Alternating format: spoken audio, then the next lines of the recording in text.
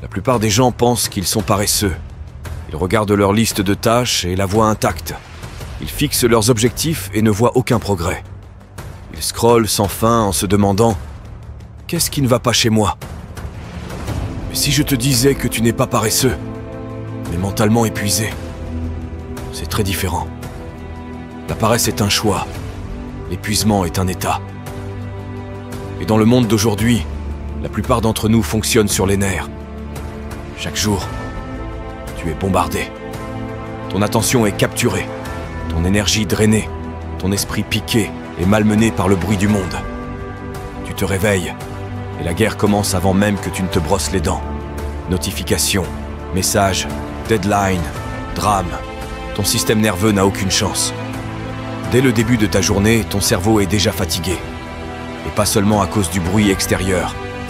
Il est épuisé par ce que tu portes en toi, la culpabilité, la pression, l'attente d'être disponible 24 heures sur 24 heures. Et quand tu n'arrives pas à te concentrer, tu t'accuses de paresse. Mais voici la vérité. Tu n'es pas paresseux, tu es en mode survie. Tu livres une guerre invisible dans ta tête. C'est l'épuisement dont nous avertit le Kyojutsu, une philosophie japonaise qui oppose vérité et illusion.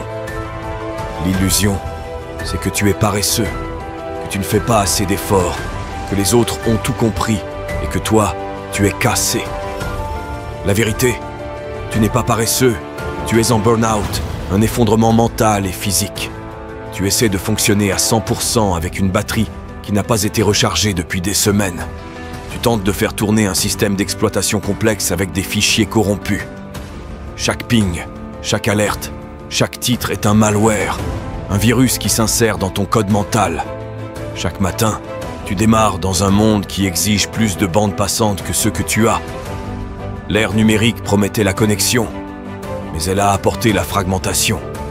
Elle promettait l'efficacité, mais a créé des boucles sans fin de distraction. Tes ancêtres étaient conçus pour la concentration profonde, pas pour ce zapping permanent, cette attention partielle et épuisante. Les pics de dopamine, de cortisol, d'adrénaline. Ton corps est dans une bataille biochimique qu'il n'a jamais signée. Pourtant, la société te dit de hustler encore plus, donner tout, de grinder, travailler jusqu'à l'épuisement, comme si la solution à la noyade était de nager plus vite. L'économie moderne profite de ton épuisement. Elle te vend des solutions à des problèmes qu'elle a créés, boissons énergisantes pour la fatigue, applications de méditation pour l'anxiété, outils de productivité pour le surmenage.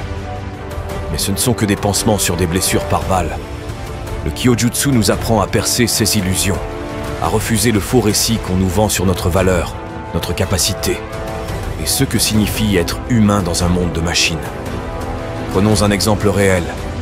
Viktor Frankl. Il a survécu au camp de la mort nazie, a tout perdu. Sa famille, sa liberté, même son nom. Pourtant, il a dit une chose qui ébranle encore le monde. Quand nous ne pouvons plus changer une situation, nous sommes obligés de nous changer nous-mêmes. Il n'a pas dit « travaille plus dur », il a dit « regarde à l'intérieur ». Car la force ne vient pas du déni de ta fatigue, mais de sa compréhension. Frankl savait, contrairement à la plupart, que la résilience n'est pas pousser sans repos, mais se reconstruire de l'intérieur. Aujourd'hui, notre société célèbre le grind, vante ceux qui brûlent l'huile de minuit, romantise l'épuisement comme une médaille. Mais Frankl, lui, savait que la vraie force vient du sens, pas de l'effort sans fin. C'est la sagesse des stoïciens, des cultures ancestrales. Le repos n'est pas de la faiblesse, mais de la stratégie. L'immobilité n'est pas de la paresse, mais de l'engagement profond. Quand tu es pris dans un système conçu pour te vider, l'acte le plus révolutionnaire est de protéger ton énergie. Frankl n'a pas survécu en forçant plus, mais en allant plus profond. La discipline, ce n'est pas se détruire à la tâche. C'est savoir quand se reposer pour mieux combattre demain. Comment agir? Trouve le silence. 10 minutes sans écran, sans tâche. Juste toi, ta respiration, ton chaos intérieur. Ne fuis pas. Avance doucement. Une tâche, pas 10. Les petites victoires reconstruisent l'énergie. Dors comme un guerrier. Le sommeil est une arme. Pas de scroll, juste l'obscurité. Pardonne-toi. Tu n'es pas là pour être parfait, mais pour devenir incassable. Ta force se forge dans l'ombre, pas sous les projecteurs. Ce n'est pas la ligne d'arrivée qui compte, mais les 1000 recommencements silencieux. Tu n'es pas paresseux. Tu as juste porté trop lourd, trop longtemps. Maintenant, pose une partie de ce fardeau. Reprends ton pouvoir. Une respiration, un pas, un acte de courage à la fois. Ton esprit n'est pas brisé. Il est fatigué. Donne-lui ce dont il a besoin. Regarde ce que tu deviens. Maintenant, écoute-moi, mon ami. Ah, tu es encore là? Je vois que tu es encore là, avec une aura aussi puissante autour de toi. Ce n'est pas un hasard. Ne laisse pas cette énergie disparaître. Si ce message t'a parlé, abonne-toi à Motivation HA. Aime la vidéo et partage-la. Pas pour les vues, pas pour la gloire, mais pour construire ensemble une armée de battants, de rêveurs, de bâtisseurs silencieux. Ici, Motivation HA, c'est ta maison. On forge des légendes dans l'ombre. On avance. Ensemble, on devient meilleur. De grandes choses nous attendent. À bientôt.